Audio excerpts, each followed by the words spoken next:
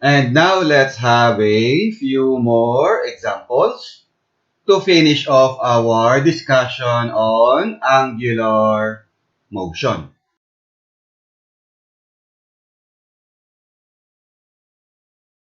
Consider now the following example. Sample problem number 3. Three forces are applied on an object as shown in the figure. You have a bar or lever. At one end is the pivot point. And we have the following forces applied on the object. You have a 10 Newton force vertically upward. Then diagonally, we have 15 Newton force, angle of 40 degrees with respect to the positive x line or direction. And we have 20 Newton force, horizontal, heading towards positive x direction. And the lever or bar is 1 meter long and it's in a horizontal position. Determine the total torque of the three forces. Let the 10 Newton force be F1 and the 15 Newton force be F2 and the 20 Newton force be F3. We are looking for the total torque produced by the three forces. Each force, F1, F2, F3, will produce its own torque. So we will have torque 1, torque 2, and torque 3. And the summation of those three torques will give us the torque net, the net torque. So first, let's look at torque 1. Torque of force 1. F1, 10 newtons. If we are to draw a line for the line of action or line of the force, you would have a vertical line. From this vertical line to the pivot point, the perpendicular distance rather is d1, which is basically just the length of the lever. So d1 is equal to 1 meter. And torque 1 is F1 d1, magnitude of F1 times its lever arm. And the positive sign, if we look at the diagram, the F1 force, the 10 Newton force, will pull the lever or the bar in the counterclockwise direction. So that's positive direction. So plus F1 d1. Knowing F1, knowing d1, we are able to calculate torque 1, 10 Newton meter. Next, we have d2, the 15 Newton force, extending the line of action of the 15 Newton force of F2 and looking at the perpendicular distance between the pivot point and the line of F2, we have D2. And note that we form a triangle. 40 degrees here. By geometry, the angle on the opposite side is also 40 degrees. So we have a right triangle with hypotenuse D1, and we know D1 to be 1 meter. And the angle theta, the angle 40 degrees rather, D2 is opposite the 40 degrees. So using our SOHCAHTOA, sine of 40 degrees is opposite over hypotenuse, which will give us D2 is equal to 1 times sine 40. D1 is 1 meter, so 1 times sine 40, which will give you 0.64278760097 meters. Torque 2 is just F2, magnitude of F2 times its lever arm D2. And torque 2, F2, will pull the rod, the bar or lever, in the counterclockwise direction, so in the positive direction. So we have plus F2 D2. We know F2, 15 newtons, and we have just calculated D2. So completo will be able to calculate torque 2 to be 9.641,814,145 Newton meter. And finally, we have F3.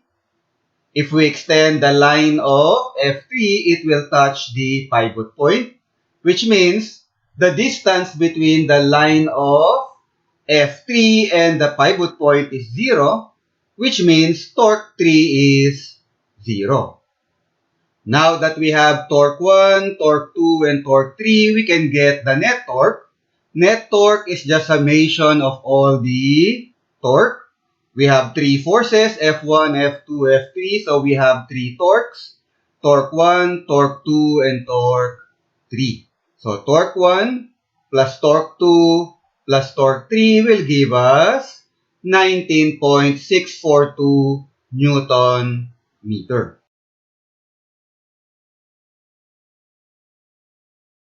Next, we have sample problem number 4. A 0.5 kilogram sphere is attached to one end of a 0.2 kilogram rod to make one object as shown. We have a rod, and attached to the rod is a sphere, and at the end of the rod, we have our axis of rotation. The sphere has a radius of 0.2 meters, while the rod has a length of 1 meter. So 1 meter long rod, and the radius of the sphere is 0.2 meters. You hold one end of the rod and spin it in a circle. So you hold one end of the rod. So this is the axis of rotation as we had mentioned. You spin it in a horizontal circle. Determine the moment of inertia of the rod. So we have mass of the sphere, 0.5 kilograms. So about that, here, 0.5 kilograms. And then you have mass of the rod, 0.2 kilogram. The radius of the sphere is 0.2 meters, and the length of the rod is 1 meter. Determine the total moment of inertia of the object. Now, the object is comprised of two parts. You have the rod and the sphere.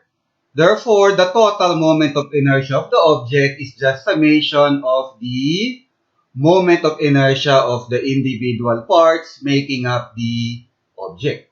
So that's moment of inertia of the rod plus moment of inertia of the sphere. That will give you the total moment of inertia of the object. For the rod, you have a rod, and the moment of inertia, the axis of rotation rather, is at one end of the rod. We know the equation for a rod of length L, and the axis of rotation is at one end. That's 1/3 mass of the rod times length of the rod squared. So 1/3 m rod L rod squared. That gives you the moment of inertia of the rod. For the moment of inertia of the sphere is moving in a circle a certain distance from the pivot point. That's our classical, or not really classical, but the original situation that we had covered when we talked about moment of inertia. You have an object moving in a circle of radius r. So you have the sphere moving in a circle of radius r, where the radius r is equal to the length of the rod and the radius of the sphere. So I sphere is equal to m sphere times radius squared, where the radius is equal to length of the rod plus radius of the sphere. So length of the rod plus radius of the sphere, that's the radius of the circular motion experienced by the sphere. We know the values. Kumpleto. we'll be able to calculate the total moment of inertia of the object to be 0.787 kilogram meter squared. So again, if you have an object that's comprised of smaller parts, the moment of inertia of the object is the sum of the moment of inertia of the parts. Next up, we have sample problem number 5. A block is placed on a bar and the bar is suspended in horizontal position by two strings as shown in the figure. You have a bar, 1 meter long, 8 kilograms in mass, suspended in horizontal position by two strings, and a block of 2 kilogram mass is placed on the bar. The 2 kilogram block is 0.8 meters from the left side of the or left end of the bar. Determine the tension in the left string. So you have two strings, the left string and the right string. Determine the tension in the left string. Now, some problems will provide or give you the pivot point by which to analyze the problem or system. And some problems will not provide you with the pivot point location. This problem is one such problem. It does not tell you or provide you with the location of the pivot point. In such situations, you are free to choose the pivot point by which you will analyze the system. You can use this end, you can use the middle point of the bar, you can use the right end of the bar, or you can even use some arbitrary point as your pivot point. If that pivot point is not enough to finish analyzing the system and answering the problem, then choose another pivot point and then continue your analysis. Continue doing that until you are able to answer the problem, until you are able to completely analyze the system. For this problem, for this example, let's choose the right end of the bar as our pivot point. So let this line be the 1 meter long bar, and the right end of the bar, let that be our pivot point. The bar has mass 8 kg, therefore it has weight. So you have vertically downward weight 1, where M1 is equal to 8 kilograms. Knowing M1, we know the weight magnitude of the bar. Weight magnitude is equal to mg. We know the mass of the block, 2 kilograms. That mass has a corresponding weight 2, vertically downward. That weight 2 will be applied on the bar at the location of the block. So you have weight 2 here, vertically downwards. We know the mass of the block, M2, 2 kilograms. Knowing M2, we know the magnitude of weight 2. Weight 2 is just equal to M2G.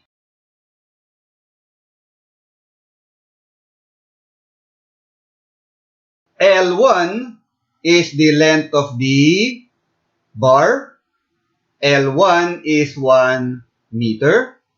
And let L2 be the distance of the block from the left end of the bar, 0.8 meters. So L1 is 1 meter, L2 is 0.8 meters.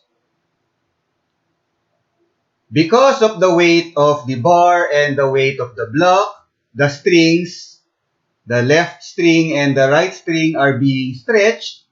They will produce tension. You have tension on the left string, TL, and tension on the right string, TR. So we have 1, 2, 3, 4 forces applied on the object, on the bar. Each force will have a corresponding torque. The total torque of the system is equal to 0 because the bar is just hanging from the two strings. It is static case, static equilibrium. Total torque is equal to 0. Net torque for equilibrium state or for equilibrium system. And net torque is equal to summation of the torques produced by the individual forces. So we have torque due to weight 1 plus torque due to weight 2 plus torque due to the tension on the left string plus torque due to the tension in the right string. And of course, torque is just force multiplied by its lever arm, plus minus, plus if positive direction, minus if negative direction. So we apply that with each individual torque. So 0 is equal to torque due to weight 1. So weight 1 times its lever arm. The pivot point is here. Weight 1. If you draw the or extend the line of action of the force, the distance, the perpendicular distance from the line of the force of weight 1 to the pivot point is just this distance, which is half of L1, so L1 over 2.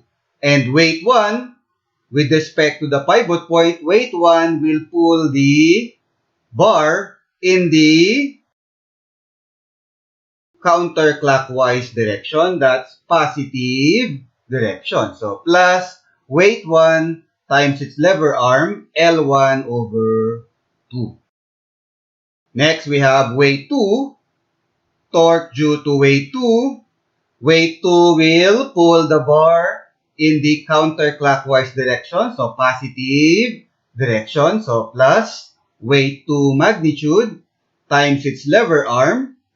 If you extend the line of weight 2, the lever arm is just this distance. The perpendicular distance from line of weight 2 to the pivot point is just this distance, which is basically L1 minus L2. L2 is 0.8 meters. So, plus weight 2 times L1 minus L2. Next, we have torque due to tension on the left string. So, extending the line of TL. The perpendicular distance from the line of TL to the pivot point is just L1. And TL will pull the bar in the clockwise direction. That's negative direction. So minus TL, magnitude of TL, times lever arm of TL, which is L1, as we had mentioned. And then we have torque due to tension on the right. If we extend the line of TR, it touches the pivot point. Therefore, the lever arm is 0. Therefore, the tension due to TR with respect to this pivot point is 0. So we have 0 is equal to weight 1, L1 over 2, plus weight 2, L1 minus L2 minus TL L1, isolating TL, the tension on the left string, We have TL is equal to weight 1 times L1 over 2 plus weight 2 times L1 minus L2 divided by L1. Expanding weight 1 magnitude into M1G and weight 2 magnitude into M2G. Kompleto. We know all the values. We know M1, M2, L1, L2. We are able to calculate the tension on the left string. 43.120 newtons. So again, some problems will provide you with the pivot point, in which case, analyze the system using that pivot point. But some problems will not provide a pivot point, which means you are free to choose the pivot point. So choose a pivot point and analyze the system. If that pivot point is not enough to finish answering the problem, choose another pivot point and continue your analysis. Continue doing that until you're able to answer the problem. And that's it for now. That's it for our discussion on angular motion examples. We'll continue our discussion in the next video with a few more examples, and then we will be done with the topic of angular motion. So once again, that's it for now, and thank you for watching.